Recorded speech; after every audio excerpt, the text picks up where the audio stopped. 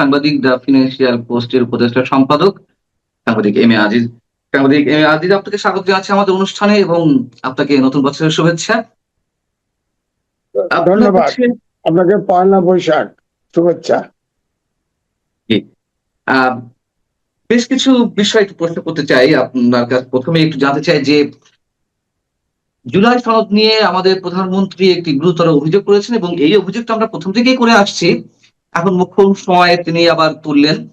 আহ যেহেতু জুলাই সনদ বাস্তবায়ন করা হচ্ছে না, এনসিপি জামাতের পক্ষ থেকে অনেক অভিযোগ, কিন্তু প্রধানমন্ত্রী প্রশ্ন তুলেছেন এই জুলাই সনদ তো যারা দাবি করছে অনেক কিছু বিষয়ে তারা নিজেরাই স্বাক্ষর করেনি নির্বাচনের আগ পর্যন্ত। এনসিপি নির্বাচন পর গিয়ে তাড়াহুড়া করে স্বাক্ষর করে এলো। জুলাই সনদে আগে থেকে স্বাক্ষর করেনি, মানে বিষয়টা কি এমন ছিল যে জামাত এনসিপি তারা যদি ক্ষমতা আসতে পারে পরবর্তীতে এসে তারা সবকিছু উলটপালট করবে, জুলাই সনদ তারা নিজেরাও লঙ্ঘন করতে পারতো? মানে স্বাক্ষর না করার কারণটি কি ছিল আপনার কি মনে হয়, প্রধানমন্ত্রী যে প্রশ্নটি এটা তুলেছেন?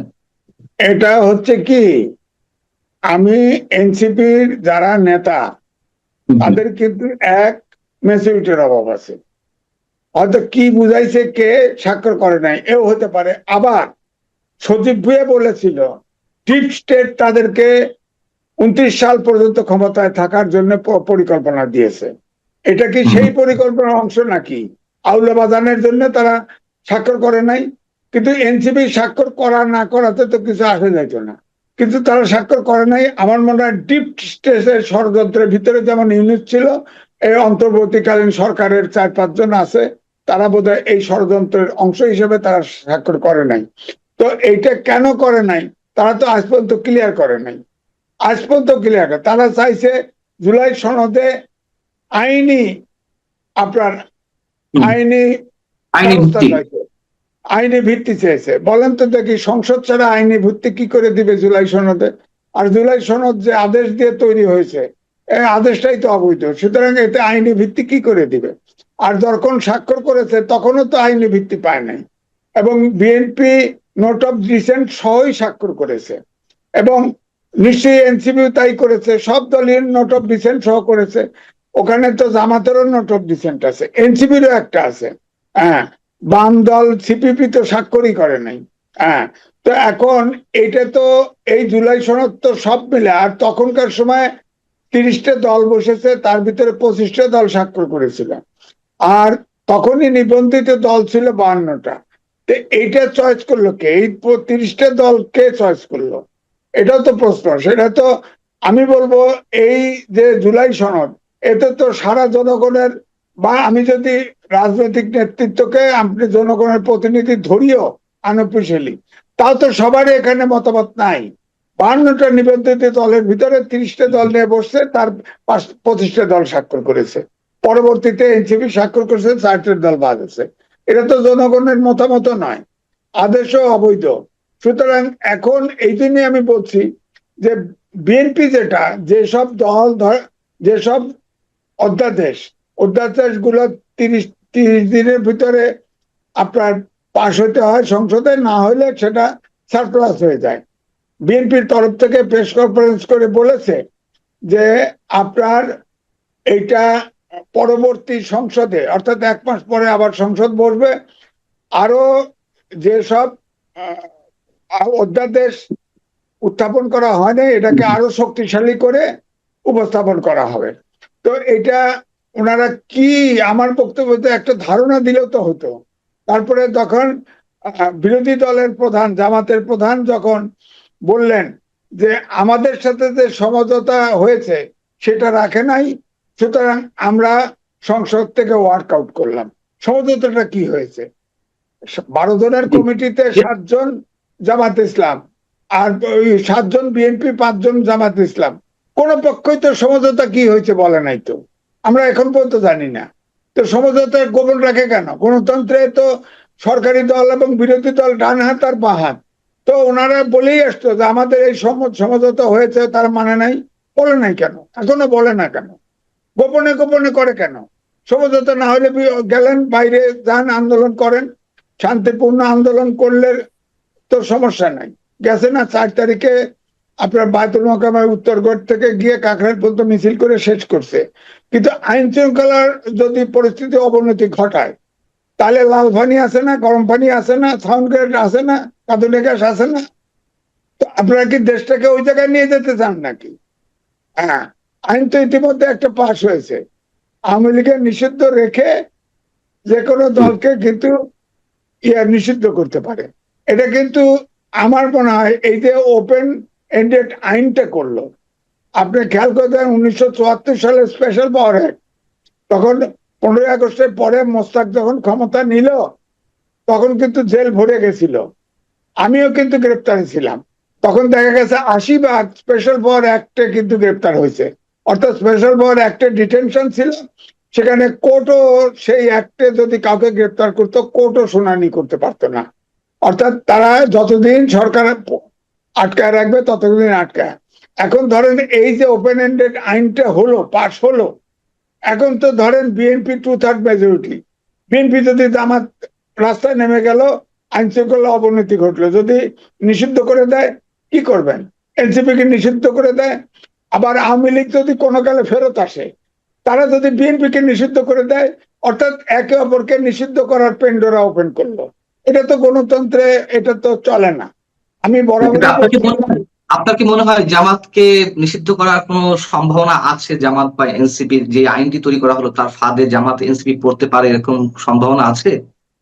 না, উড়িয়ে দেওয়া যায় না। হইতে পারে তারা যে তাফালিংটা ইলেকশনের আগে করছে, মানুষকে কিন্তু খুব টেনশনে ফেলে দিছিল। এখন যদি রাস্তায় যায়, আইন শৃঙ্খলা পরিস্থিতির অবনতি ঘটায়, তাহলে কিন্তু ঘটে যেতে পারে। কারণ আপনি জানেন যে জুলাই জুলাই যে প্রতিষ্ঠান করলো সেখানে কিন্তু উল্লেখ আছে জামাত, মুসলিম লীগ আর নিজাম ইসলাম স্বাধীনতার বিরোধিতা করে।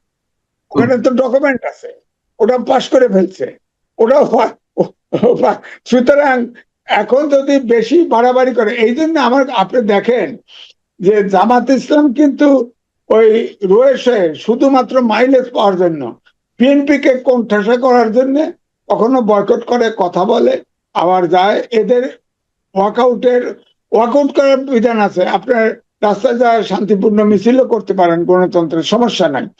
কিন্তু কোন রকম বিশৃঙ্খলা তৈরি করবেন, দেশকে অচল করে দিবেন, সেই সুযোগ নাই। তাহলে কিন্তু ওই আইনের জায়গা থেকে আমার একটা প্রশ্ন, সন্ত্রাস বিরোধী আইনের জায়গা থেকে আমার প্রশ্ন, যদি সম্ভাবনা থাকে জামাত বা এনসিপি কে নিষিদ্ধ করার, তাহলে বিএনপি রাজনীতি করবে কিভাবে, কাকে নিয়ে? আওয়ামী লীগ নিষিদ্ধ অবস্থা রয়েছে, রাজনৈতিক কার্যক্রম নিষিদ্ধ, আবার যদি জামাত বা হ্যাঁ, এটা প্রমাণ নাই, তবে স্পেকুলেশন বলা যায়। ওই যে স্পিকার গ্রেপ্তার হলো, সে তো আসলে সেনানিবাসে ছিল, পরে গ্রেপ্তার হলো, তাকে খুনের মামলাও দিল। হ্যাঁ, ওই যে শিরিন শারমিন, সে আবার বেল পায়, একদিন পরে বেল পায়া বেরিয়ে আসলো। এখন তো সে মুক্ত, সে ঘোরাঘুরি করবে।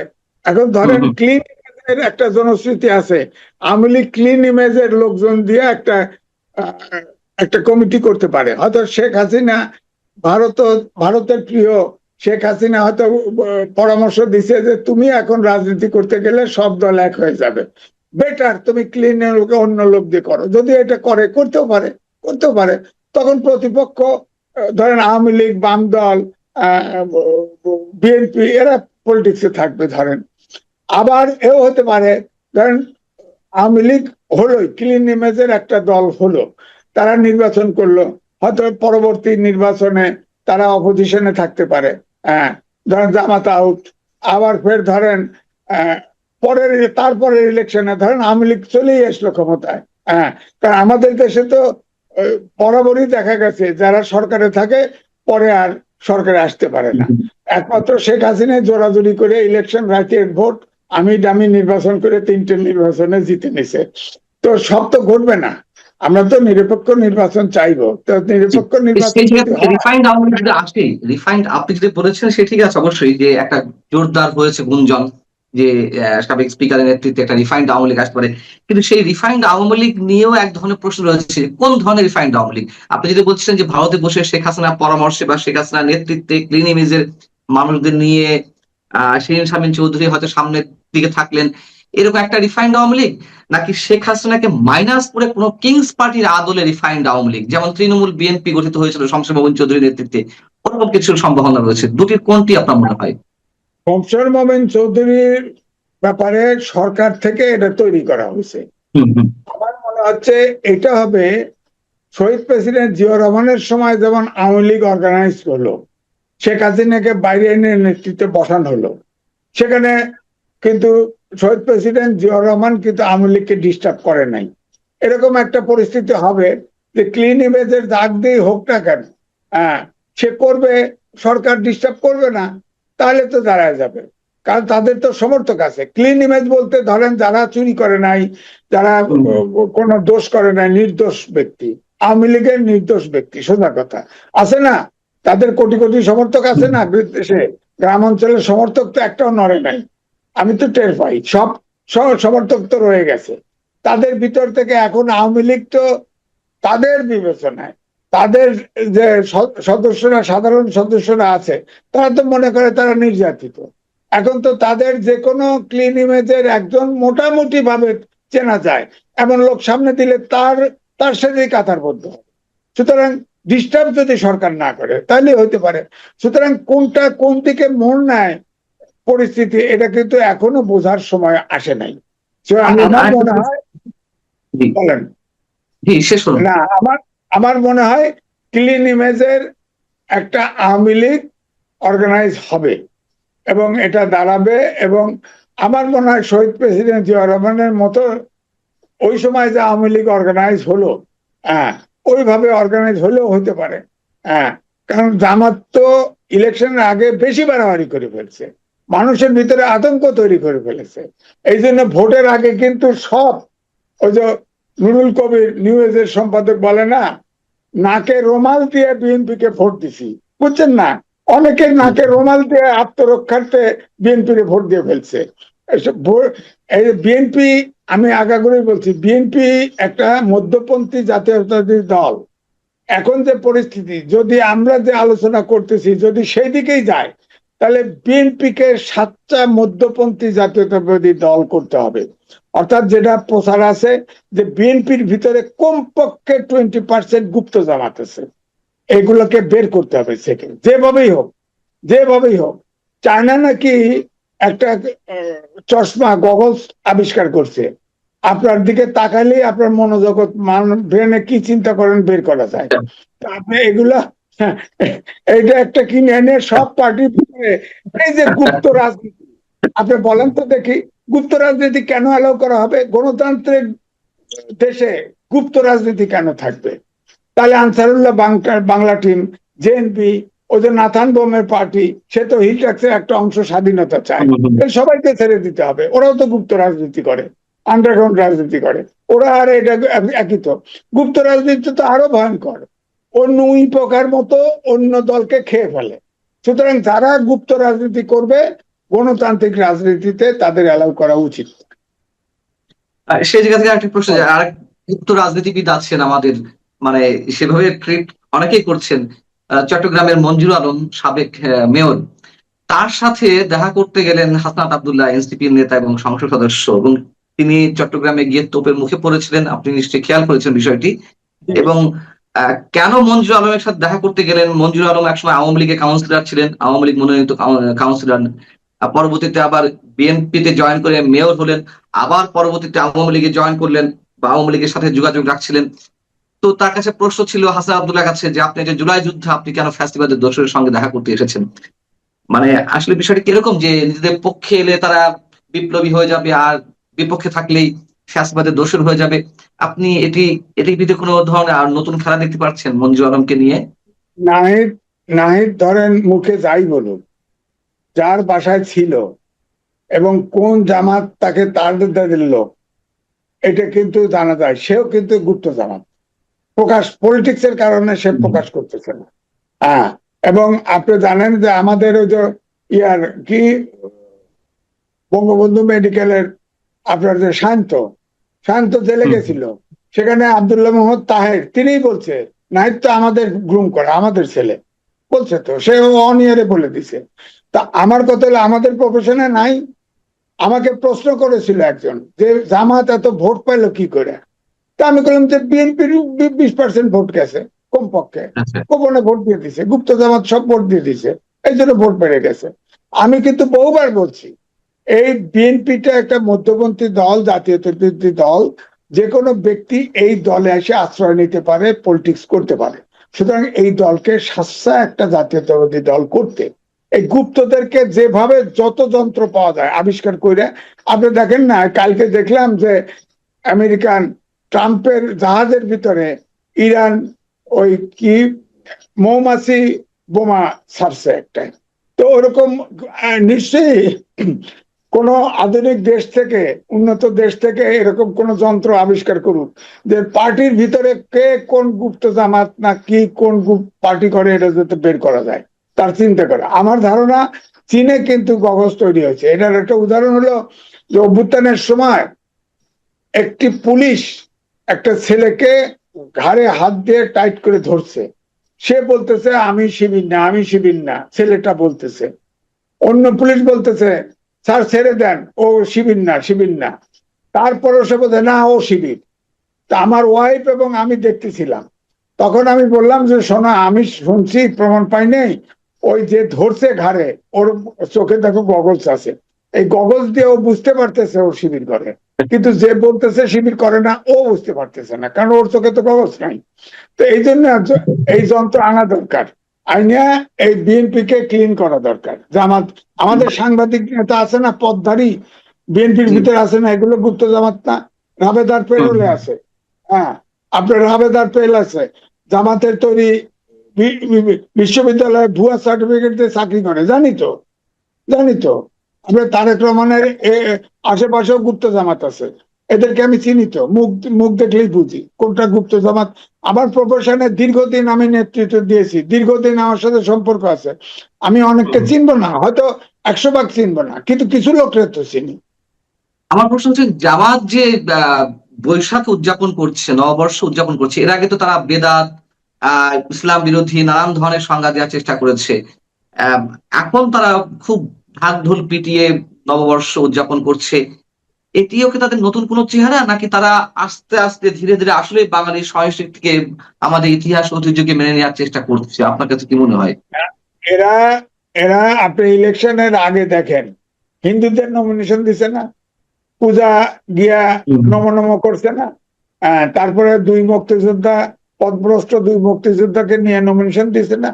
তো এই জন্য তারা চেষ্টা করতেছে যে আপনার আমার চোখে ধুলা দেওয়ার জন্য, কিন্তু তারা যেটা বিশ্বাস করে ওই জায়গায় দেখেন। অনেক সময় প্রশ্ন উঠেছে মুক্তিযুদ্ধের যে মানবতা বিরোধী অপরাধ করেছে জামাত, তার জন্য তো ক্ষমা চাইল না। হ্যাঁ, আমার কথা হলো মুক্তিযুদ্ধ তো এটা গণহত্যা ছিল, সেটার বিচার হবে, সেটার তো ক্ষমা হয় না, গণহত্যার তো ক্ষমা হয় না। ইসলাম ধর্মেও গণহত্যার মাপ দেওয়ার বিধান নাই। তো তারপরেও দেখেন কয়েকবার কথা বলছে, যদি 71-এ যদি কারো মনে কষ্ট দিয়ে থাকি, যদি ডক্টর মোহাম্মদ ইউনূসের মতো যদি কিন্তু তবে দিয়ে কথা বলে, ডাইরেক্ট বলে না, ডাইরেক্ট বলে না।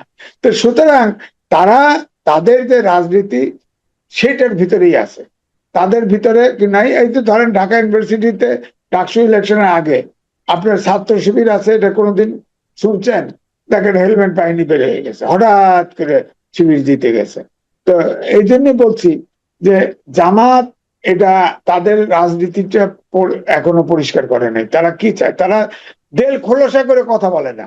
তারা ধরেন ওই শরিয়া আইন, শরিয়া আইন ভারতে যা বলছে আমরা শরিয়া আইন বাস্তবায়ন করব না, বাংলাদেশে এসে কয় আমরা ধাপে ধাপে শরিয়া আইন বাস্তবায়ন করব। তো শরিয়া আইনটা কি সাধারণ মানুষ বোঝে? এই শরিয়া আইন তাদের মূল ভিত্তি যদি হয় সেটা পরিষ্কার করে না কেন? শরিয়া আইন চুরি করলে হাত কেটে দেব, জেনা করলে নুনু কেটে দেবো, এটা কিছু বলো। আমি তো ধরেন এআই দিয়ে বানাইছে, এক মেয়ে বলতেছে যে যদি আপনার ধর্ষণ করা বা পরকীয়া করা অপরাধ হতো তাহলে জামাতের অর্ধেক লোকের নুনু থাকতো না।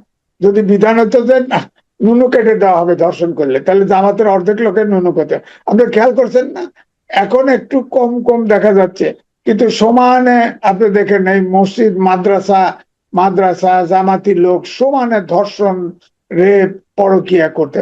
এবং আব্দুল্লাহ মোহাম্মদ তাহেরকে তো প্রশ্ন করছে সাংবাদিক, তখন বলে কি, কয় না, ধর্ষণের চেয়ে পরকীয়া ভালো। বলেন, এটা কোনো উত্তর? আমরা এটা মনে করি পরকীয়া যারা করতে, বলেন এটাকে আইনি ভাবে সিদ্ধ করার কোনো অর্থ আছে? আপনি এখন এমনি 18 কোটি লোক জামাতকে ভোট দিয়ে সরকারে দিয়ে দেন, কমপক্ষে 4টে বিয়ে অনুমোদন দিবে, তো 4টে কচি কাছার আসন বসায় দেন সারা বাংলাদেশে, বিজ্ঞানের সাথে চিন্তা করবে না? আওয়ামী লীগ সরকারের সময় অবশ্যই মানে মহা দুর্নীতি হয়েছে, হাজার হাজার কোটি টাকা পাচার করা হয়েছে, এবং তখন যে ব্যবসায়ী অলিগার গ্রুপ তৈরি হয়েছিল, তার মধ্যে 1 নম্বরে শীর্ষে এস আলম একাই 7টা-8টা ব্যাংকে মালিক হলেন। আহ পৃথিবীর ইতিহাসে বোধহয় এরকমটি আর নেই। সেই এস আলম আবার কলকাঠি নাড়ছেন, খুব প্রভাবকের ভূমিকায় আছেন। তার হাতে আরো 4টি ব্যাংক আবার নতুন করে যাওয়ার সম্ভাবনা রয়েছে। আমার আমার স্পেসিফিক কোশ্চেন হচ্ছে, তাহলে সেই এস আলমরা ফিরে আসছেন নতুন ভাবে, এবং সেই সুযোগটি আবার এই সরকারই দিচ্ছে। তাহলে পার্থক্যটা কি আওয়ামী লীগ এবং বিএনপি সরকারের মধ্যে? কি এছাড়াও পার্থক্য যদি থাকবে? ফিরতে থাকে, তাহলে এমনিতেই কিন্তু এখন যতটুকুই হোক, আমার মনে হয় সরকার কিন্তু ডিফেন্সিভে পড়ে গেছে, অলরেডি পড়ে গেছে, ডিফেন্সিভে পড়ছে। কারণ অনেক কিছুতে ইনঅ্যাকশন দেখা যাচ্ছে। ধরেন এই যে সালাম তলে তলে ব্যাংক কিনে ফেলতেছে, টেলিভিশন কিনে ফেলতেছে, দেখা যাচ্ছে অন্যের নাম দিয়ে। ধরেন আমার নাম দিয়ে একটা টেলিভিশন দখল করলো, আপনার নাম দিয়ে আর একটা টেলিভিশন দখল করলো, আর একজন ব্যবসায়ী দিয়া আর একটা ব্যাংক নিল, এইভাবে তো করতেছে। এবং দুদক তো এটা দেখতে পাচ্ছে না। দুদকে তো সুশাসন নাই। এখন ধরেন 20টা অধ্যাদেশ, সেটা 1 মাসের যে টাইম বার্ড হয়ে গেছে। বিএনপির তরফ থেকে বলছে এটাকে আরো শক্তিশালী করে আইন করা হবে, কিন্তু প্রশ্ন হচ্ছে আইন করলো, কিন্তু ওই দুদকের কমিশনে যে 3জন থাকে কমিশনার, সেটা নিয়োগ করবে কে? আমি বলে একটা পদ্ধতি তো লাগবে। সেখানে যেটা বলছে যে সব দল মিলে করবে, এটা তো সম্ভব না। এটা তো দুদকের যে কমিশনার নিয়োগ করবে 3জন, কমিশনার তো নিয়োগ হতে হবে নিরপেক্ষ ভাবে। সেই কালচারটাই তো ডেভেলপ করে নাই এখনো। ধরেন আমাদের দেশে ঢাকা ইউনিভার্সিটির শিক্ষক এখনো আছেন ডক্টর সিরাজুল ইসলাম চৌধুরী, তিনি তো কোনো কিছুতে আসেন না। হ্যাঁ, তিনি তো বামপন্থী। আপনি যখনই তার নাম বলবেন সে তো বামপন্থী করে, বামপন্থীর লোক। তো এটা তো না, কিন্তু সে তো চেয়ারে বসে নিরপেক্ষ, সে তো একটা সৎ লোক। এরকম লোক আপনার তো চিন্তা করতে হবে। তা আমার বক্তব্য হচ্ছে, ধরেন যে প্রস্তাবটা এসছে আলোচনায় আমি শুনছি, আমরা তো এখনো প্রজ্ঞাপন গুলো সব দেখি নাই। ধরেন প্রধান বিচারপতি, রাষ্ট্রপতি এবং প্রধানমন্ত্রী 3জনের কমিটি হয়ে এগুলো করবে। 3জনের ভিতরে তো প্রেসিডেন্টের, রাষ্ট্রপতির পরামর্শে সব চলে আমাদের সংবিধান অনুযায়ী। বিএনপি তো আপনার এই রাষ্ট্রপতি এবং প্রধানমন্ত্রীর ভারসাম্য সংস্কার করতে চাইছে, তারা তো এগ্রি। এইটাকে করুক, এটার তো কোনো অধ্যাদেশ জারি করে ইউনিসও করে নাই, কিন্তু এটা তো বিএনপির কমিটমেন্ট আছে, সেটা করে তারপরে আমার মনে হয় করুক, দেখবেন যে ঠিক হয়েছে। আর আমি বলবো যে 1 মাসে 133টা, 17 মাসে যেমন 3-4টা করা হয়েছে, এটা সম্ভব না, এত আইন সহজ না। আবার 1 মাসের ভিতরে আপনার 133টা অধ্যাদেশ স্ক্রুটিনি করা বা দেখা, এটাও সম্ভব না। এটা সময় লাগবে, আরো সময় লাগবে। এবং একটা আইনে যাতে কোনো লুপহোলস না থাকে, সেইভাবে আইন তৈরি হতে হবে। সেটি আমরা আশা করছি। অনেক অনেক ভালো থাকবেন সাংবাদিক আজিজ আপনি।